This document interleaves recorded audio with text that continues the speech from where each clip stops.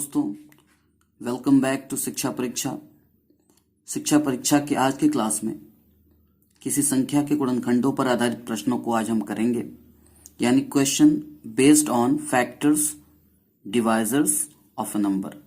यानी जिसको हम फैक्टर कह रहे हैं उसी को हम डिवाइजर भी कह सकते हैं, गुणनखंड भी कह सकते हैं। ठीक है, तो किसी भी संख्या के गुणनखंडों पर आधारित प्रश्नों को आज हम हल करेंगे। ये प्रश्न बहुत ही महत्वपूर्ण है, परीक्षाओं में पूछे जाते हैं, तो आप इनका पूरा पूरा गुणनखंड निकालने बैठ जाते हैं और बड़ी दिक्कत होती है। ठीक है, तो यहां पर जो प्रश्न आएंगे उनकी पहले मैं चर्चा कर देता हूं। ज्ञात कीजिए संख्या 90 के कुल गुणनखंडों की संख्या, विषम गुणनखंडों की संख्या, सम गुणनखंडों की संख्या, गुणनखंडों का योग और गुणनखंडों का गुणनफल। ये इतने सारे प्रश्न पूछे जा सकते हैं और पूछे भी जाते हैं, लेकिन सबसे पहले मैं आपको ये बताना चाहूंगा कि आखिर ये फैक्टर या गुणनखंड क्या होते हैं। दोस्तों, किसी भी संख्या के लिए फैक्टर वह नंबर होगा जो उस संख्या में पूरा पूरा भाग कर देगा। जैसे 90 के लिए वे संख्याएं जो 90 में पूरा पूरा भाग कर देंगी 90 की फैक्टर्स या 90 का गुणनखंड कहलाएंगी। फॉर एग्जाम्पल 2 से 90 में पूरा पूरा भाग जाएगा तो 2 90 का एक फैक्टर है। इसी प्रकार आप देखें 10 से 90 में पूरा पूरा भाग जाएगा तो 10 भी 90 का एक फैक्टर है। ठीक है, इसी प्रकार संख्या 1 से भी 90 में पूरा पूरा भाग जाएगा, इसलिए 1 भी इसका एक फैक्टर है। अगर हम बात करें संख्या 15 से भाग देने की तो 15 6 का 90, 6 बार में इसमें भी भाग चला जाता। तो इस तरह से किसी भी किसी भी संख्या के कई फैक्टर्स हो सकते हैं। अब उन फैक्टर्स पे जो क्वेश्चन पूछे जाते हैं हम उनको देखेंगे। हमें यहाँ कुल गुणनखंडों की संख्या बतानी है, हमें ये नहीं बताना कि कौन कौन से गुणनखंड हैं, हमें ये बताना है कि टोटल कितने गुणनखंड निकलेंगे अगर 90 के हम निकालना चाहें तो। ठीक है, तो उसके अलावा उसमें से विषम गुणनखंड कितने होंगे। तो विषम किसे कहते हैं, जो संख्याएं 2 से न कटें, 2 से पूरी पूरी विभाजित ना हो, उसे हम विषम या ऑड नंबर्स कहते हैं। तो हमें ऑड नंबर्स वाले फैक्टर्स ढूंढने, यानी फैक्टर्स में से ऑड ढूंढना है। ठीक है, अगला प्रश्न है सम गुणनखंड। तो जिन संख्याओं में 2 का पूरा पूरा भाग लग जाता है वे सम संख्या कहलाती हैं। तो उन गुणनखंडों में से हमें सम गुणनखंडों की संख्या निकालनी है, और जितने भी गुणनखंड आपने निकाले उनका योग निकालना है, और जितने भी गुणनखंड निकाले उनका गुणनफल निकालना है। तो इस प्रश्न को हम कैसे करेंगे, आइए समझने की कोशिश करते हैं। मैं आपको समझा रहा हूं। सबसे पहले जो संख्या 90 दी है उसके अभाज्य गुणनखंड करेंगे इस तरीके से, जैसा कि मैं लिखने जा रहा हूं आपके सामने।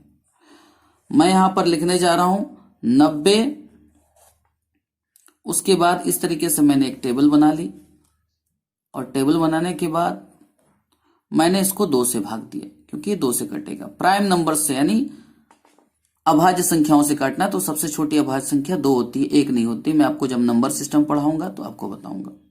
तो जब मैं इसको 2 से विभाजित करूंगा तो 45 दूनी 90 होता है। तो दोस्तों ये 45 बार में जाएगा। ठीक है, अब ये 2 से नहीं कटने वाला, अब यह 3 से कटेगा। तो 3 से जब हमने काटा तो 15 3 45 होता है, 15 बार में जाएगा। अगेन एक बार फिर यह 3 से कटेगा, तो 3 5 15 होता है, 5 बार में जाएगा। और अब आप समझ सकते हैं कि यह सिर्फ 5 से कटने वाला है, तो 5 एकम 5 होते हैं। इस प्रकार से हम देखें तो जो 90 है, 90 को प्राइम फैक्टर्स के रूप में हम कैसे लिख सकते हैं। 90 बराबर 2 गुणे 3 गुणे 3 गुणे 5, ऐसे हम लिख सकते हैं। और इसी को हम आगे घात के रूप में लिखना चाहें तो यहां लिख सकते हैं 2, चूंकि एक ही है, 2 यहां पर एक ही बार आया है, इसलिए 2 की घात 1 गुणे, अब 3 कितनी बार आया है, 2 बार, तो 3 की घात 2। उसके बाद 5 कितनी बार आया है दोस्तों, तो 5 एक ही बार आया है, तो 5 की घात 1।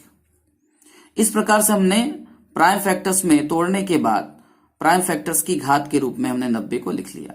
अब यहां से सारे काम आसान हो जाते हैं। आइए देखने की कोशिश करते हैं कैसे। जैसे आपका पहला प्रश्न था गुणनखंडों की संख्या ज्ञात कीजिए। तो गुणनखंडों की संख्या हम कैसे ज्ञात करेंगे? सबसे पहले ये जो घात आई है 2 की घात 1, 3 की घात 2 और 5 की घात 1, हम गुणनखंडों की संख्या निकालने की बात कर रहे हैं। सबसे पहले इन घातों को एक एक बढ़ा दीजिए। तो 1 को बना दीजिए 2 और 2 को बना दीजिए 3 और फिर यहां पर भी 1 को बना दीजिए 2। बस इन्हीं घातों को अगर हम गुणा कर दें तो कुल गुणनखंडों की संख्या आ जाएगी। ठीक है, तो कुल गुणनखंडों की संख्या कितनी आ रही है? 2 तिया 6, 6 दूनी 12। कितनी आई? 2 तिया 6, 6 दूनी 12। तो मैं यहां लिख रहा हूं कुल गुणनखंडों की संख्या 2 तिया 6, 6 दूनी 12। ये देखिए 2 गुणे 3, 3 गुणे 2। हमने क्या किया? इस घात को 1 था तो 2 कर दिया, 2 था तो 3 कर दिया और 1 था तो 2 कर दिया। अब इन सारे घातांकों को ये हमने गुणा कर दिया। 2 तिया 6, 6 दूनी 12, यानी 90 के कुल कितने गुणनखंड आएंगे? 12। आप निकाल के भी देख लीजिए गुणनखंडों को, टोटल नंबर 12 ही आएंगे। ठीक है, अब आते हैं विषम गुणनखंडों की संख्या। ध्यान रखें, अगर आपको सम गुणनखंडों की संख्या और विषम गुणनखंडों की संख्या अलग अलग निकालनी है तो सबसे पहले आप विषम गुणनखंडों की संख्या निकालेंगे। और विषम गुणनखंड आने के लिए आप यहां देखिए कौन कौन सी विषम संख्याएं मिल रही हैं। 3 और 5 मिल रहा है, 3 और 5। तो बस यहीं से विषम गुणनखंडों की संख्या निकलेगी। बस आप इस 3, ये जो बढ़ी हुई घात है 3, इस बड़ी घात 2, इनको गुणा कर देंगे तो कितना आ जाएगा? 3 दूनी 6। ये विषम से प्राप्त होने, देख रहे हैं? तो विषम गुणनखंडों की संख्या कितनी आ जाएगी? 6। ठीक है, तो मैं इधर जगह नहीं है तो मैं थोड़ा सा इधर करके लिख देता हूं। ये आ जाएगा आपका 6। अब सम गुणनखंडों की संख्या। तो दोस्तों अगर 12 हमारे पास टोटल गुणनखंड हैं और उसमें से 6 ठो विषम है तो 12 में से 6 हम घटा देंगे तो 6 ही तो बचेगा और वही सम गुणनखंडों की संख्या हो जाएगी। ठीक है, और अब हम अगले प्रश्न की ओर चलते हैं जिसमें लिखा है गुणनखंडों का योग। लिखा है गुणनखंडों का योग। तो मैं बताता हूं हम गुणनखंडों का योग कैसे निकालेंगे, आप समझने की कोशिश कीजिएगा। तो हम गुणनखंडों का योग निकालने जा रहे हैं। अब ध्यान दीजिए, गुणनखंडों का योग निकालने के लिए या मैं लिख देता हूं गुणनखंडों का योग। इसको निकालना देखिए कितना आसान है। जब हमने गुणनखंडों की संख्या ली थी तो इस 2 की घात 2 करने के बाद सिर्फ इन घातों को लिया था और अब हम इस 2 को भी लेंगे और इस बढ़ी हुई घात को भी लेंगे, यानी 2 की घात 2। ठीक है, और इस पूरे मान में से 1 माइनस कर देंगे, ब्रैकेट लगा देंगे। फिर आगे बढ़ेंगे। यहां पर 3 की घात, ये वाली नहीं, ये तो इसको हम बढ़ा चुके हैं, 3 कर चुके हैं, तो 3 की घात 3। फिर इस मान में से भी -1 घटाएंगे। ध्यान रखिएगा घात में से नहीं, इस पूरे मान में से घटाना है। फिर आएंगे अगली संख्या पे बढ़ेंगे। अब ये 5 की घात 2 हो चुका है तो पूरा 5 की घात 2 लेने के बाद पूरे मान में से हम 1 माइनस करेंगे, घात में से नहीं पूरे मान में से, और अपॉन में आ जाएंगे नीचे। इस घात को हटाइए, 2 माइनस 1 लिखिए। इस घात को हटाइए, 3 माइनस 1 लिखिए। इस घात को हटाइए और 5 माइनस 1 लिखिए। देखिए कितना आसान हो गया। कैलकुलेशन कीजिए। अगर आप मैथ्स पढ़ रहे हैं तो कैलकुलेशन से डरना नहीं चाहिए आपको। मैं आपको कैलकुलेशन के लिए भी ट्रिक बताऊंगा आगे चल करके, आपके कैलकुलेशंस को भी आसान करूंगा। ठीक है, बस आप धैर्य बनाए रखिए और मेरे प्रश्नों का उत्तर भी कमेंट से दिया कीजिए। तो इसको 2 की घात 2 माइनस 1 अगर हमने किया तो 2 की घात 2 का मतलब 2 का 2 बार गुणा, यानी 2 को 2 बार लिखा जाए और गुणा किया। 2 दूनी 4 होता है बच्चों, तो 2 दूनी 4 और -1 कितना हो जाएगा? 3। गुणा लगाते हैं। 3 को 3 बार लिखा जाए तो 3 गुणे 3 गुणे 3, तो 3 तिया 9 और 9 तिया 27 होता है। 27 में से अगर 1 कम कर दें तो आएगा 26। ठीक है, फिर 5 की घात 2 का मतलब 5 को 2 बार लिखा जाए, यानी 5 गुणे 5 लिखा जाए तो 25 ही तो आएगा। उसमें से 1 कम कर देंगे तो कितना आएगा? 24। इतना करने के बाद नीचे भी हल कर लेते हैं। 2 में से 1 गए 1, 3 में से 1 गए 2 और 5 में से 1 गया 4। अगर मैं ये देखूं तो ये 4 और ये 2 मिलकर के 8 बन जाते हैं और 8 से ये 24 3 बार में कटेगा, तो 4 और 2 यानी 8 समझ करके इसको 3 बार में हम काट देते हैं। ठीक है। अब हम अगर आगे गौर करें तो इसका उत्तर कितना पाएंगे। अब हम इसका उत्तर पाएंगे, जरा इसको गुणा करके देखें। 3 छक 18, ठीक है। या ऐसा कर लेते हैं, 3 और 3 का गुणा कर लेते हैं, 3 तियां 9। तो अगर आपने 3 तियां 9 कर लिया, 9 और 9 का 26 में गुणा कीजिए, 9 छके 54। 9 का पढ़ा हमने 6 बार पढ़ा तो 54 आया, 4 और 5 हाथ से लग गए। उसके बाद 9 दूनी 18 और 5 23। तो दोस्तों गुणनखंडों का योग आ गया 234 आ गया, ठीक है। तो 234 में हमें गुणनखंडों का योग तो हमें मालूम हो गया। हमें अब अगली चीज क्या निकालनी है, गुणनखंडों का गुणनफल। तो ध्यान रखिए, गुणनखंडों का गुणनफल निकालना बहुत ही आसान है। अब देखिए इसको, इसमें 2 चीजों की जरूरत पड़ती है। पहली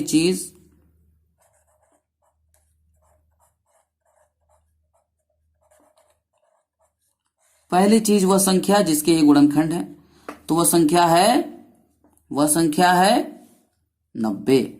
यानी हम संख्या लिखेंगे, दी गई संख्या, और उसके ऊपर गुणनखंडों की संख्या, और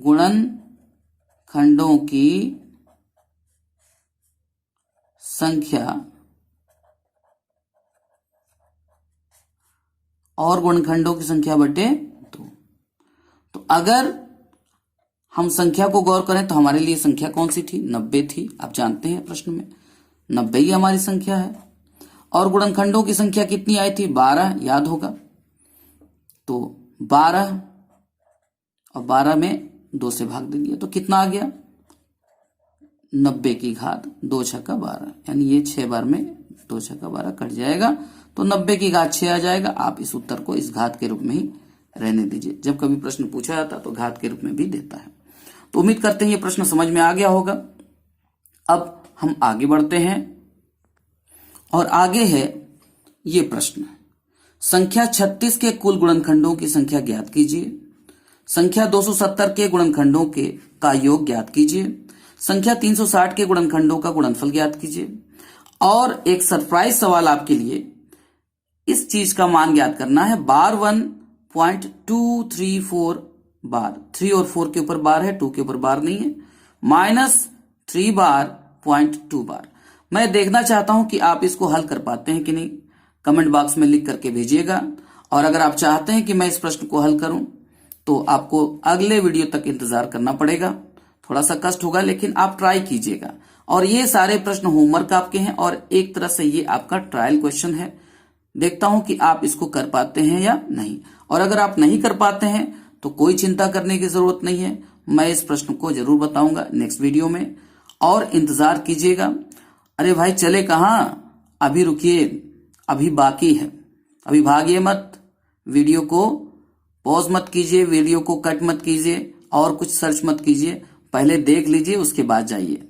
अब मैं बताने जा रहा हूं आपको क्या, पिछली बार जो मैंने प्रश्न पूछा था उसका हल बताने जा रहा हूं। तो हल देख करके जाइएगा, ठीक है।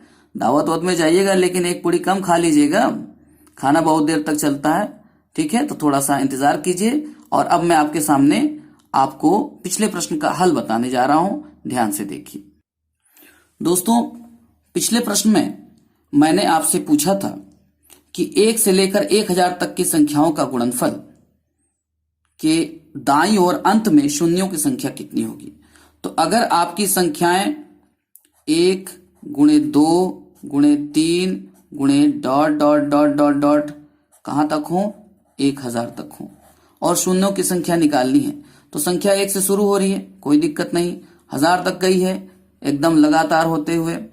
तो हमको किसको ढूंढना है, शून्यों की संख्या को ढूंढना। और वो कहां से मिलेगा, इस लास्ट नंबर को उठा लेंगे, यानी 1000 को उठा लेंगे और किससे भाग देंगे, 5 से भाग देंगे।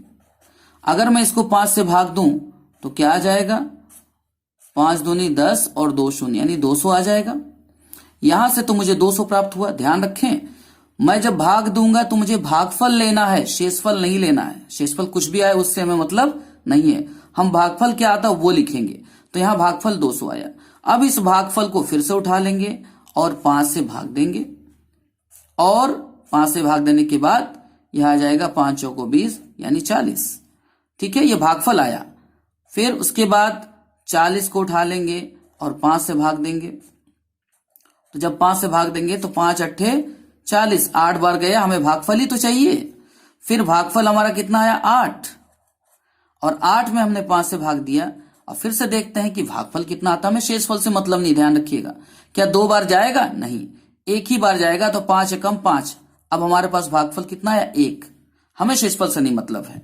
अब इस भागफल में तो दोबारा 5 से भाग दिया नहीं जा सकता, क्योंकि यह भागफल 5 से कम आ चुका है। अब इन्हीं संख्याओं को हमें जोड़ लेना है। तो 200 और 40 को जोड़ोगे बच्चों तो 240 हो जाएगा, और 8 को जोड़ देंगे दोस्तों तो 248 हो जाएगा, और 1 मिल करके 249 हो जाएगा। इसलिए इस प्रश्न का उत्तर 249 था। और कुछ लोगों का गलत हुआ, मैंने कमेंट नहीं किया, मैंने कहा मैं इस प्रश्न को जरूर बता दूंगा। आपके सम्मान का ध्यान रखते हुए वहां पर लिखना कि आपने गलत किया है, ये अच्छा नहीं लगता है। तो 249 इस प्रश्न का उत्तर है। मैं आगे चल करके इन प्रश्नों को रिपीट भी करता रहूंगा, आप परेशान ना हो। आप बराबर इन वीडियो को देखते रहिए। वीडियोस को देखने के बाद कमेंट जरूर कीजिए, और अगले वीडियो में हमारी अब मुलाकात होगी। Thank you very much.